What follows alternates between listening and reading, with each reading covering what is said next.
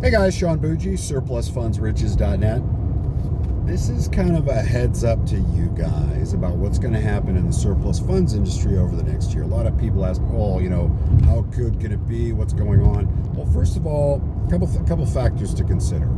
The first one, the headwind, let's call it, against owners right now. The first one, the new tax assessments have come out over the last couple of years where they've reevaluated the property. What that does, a lot of people don't understand that, is when the property is worth more money according to the tax man, then you're going to pay a higher amount of money each year. It's the same rate, but it's based on a higher value, dollar amount, okay? So tax bills have gone up dramatically, in some instances doubled, because the value of the property doubled in the last 4 years, okay? The assessments really didn't hit until starting about 2 to 3 years ago, but they're hitting kind of hard right now. So you're going to see a lot more activity at the tax sales. And by the way, let me answer the question in front that everybody asks. Hey, if these guys are about to lose their property to a mortgage, foreclosure, or a tax deed sale, why don't they put it on the market and sell it?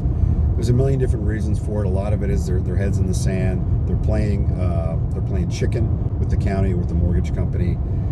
Maybe they've run out of, up till now, they've been playing games.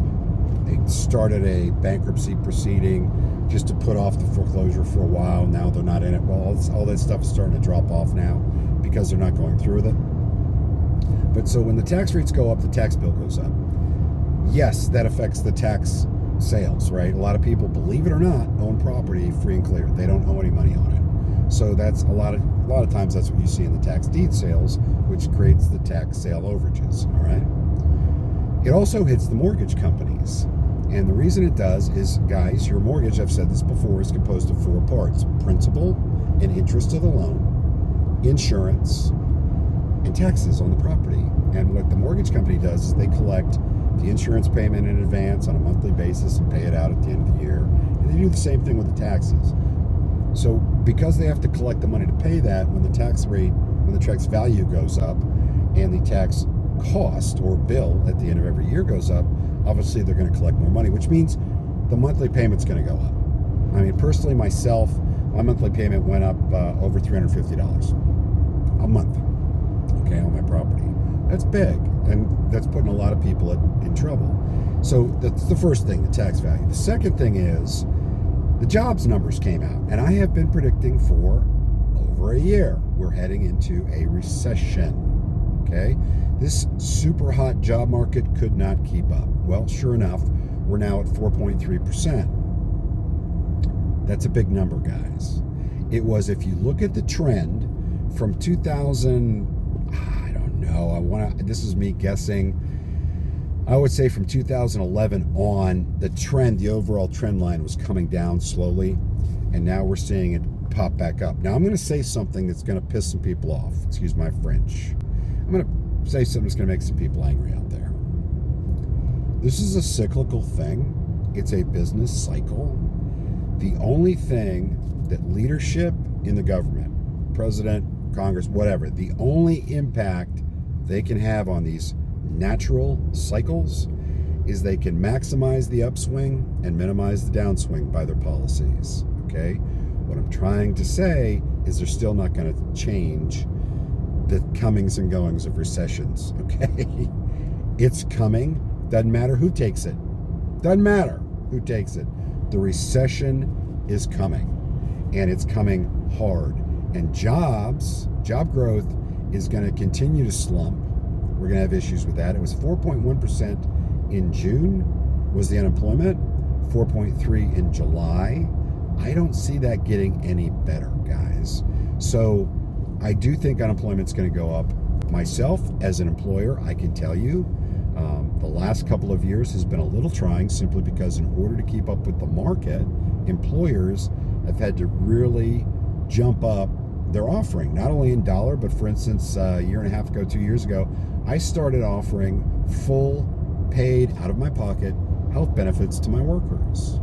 Not everybody does that, but that's something that you're seeing more and more of, and you're also seeing where employees are paying more and more money. Now look, I'm not going to get into the employers are evil, employees are a problem, any of that stuff. That's ridiculous. Whatever. It's business. It's the same as it's always been. There's just a different name, and people are putting different titles and descriptions on it, but it's the same thing it's always been, right? We're not going to be able to continue to pay at the higher rate, and we're not going to be able to continue taking care of people that are job hopping. One of the things I saw last time I hired, I expanded the staff. One of the things I saw, I had 187 people apply for that job in the first 48 hours when I put it on, okay? Full health benefits, good hourly pay, really good hourly pay, plus bonuses. 187 people applied. You want to take a guess at how many people had job hopped, changed jobs at least 3 times in the last year? Guys, it was over 70%. I didn't even bother getting in touch with those people. All they were doing was chasing the higher dollar. And I get it, and I respect it.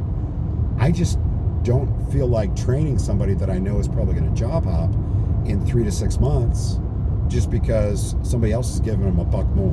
I'm not doing that. So that's going to stop. You're going to see also the shortages on part-time jobs are going to start going away. You're going to find, I don't know about where you are, but right now where I'm at, a lot of times there's not adequate wait staff in restaurants. They're turning people away when they've got 20 open tables because there's nobody that wants to work as a waiter in there or waitress. Anything like that, part-time, everybody's operating on a skeleton crew. Especially though with restaurants, they're really getting hit right now because people are like, screw it. I could make more money. Guys, I used to wait tables when I was in high school. I made great money doing it. French restaurant, Woodbridge, Virginia. It was awesome. But you know that the hourly is low because you're going to make it up and then some, with tips. People don't care about that anymore. The stuff has gone up so high. Inflation has hit us so hard that people are looking at the hourly and they'd rather count on that than on tips. Plus, let's be honest, people don't tip like they used to. There's a couple of reasons for that. One is people are tipped out.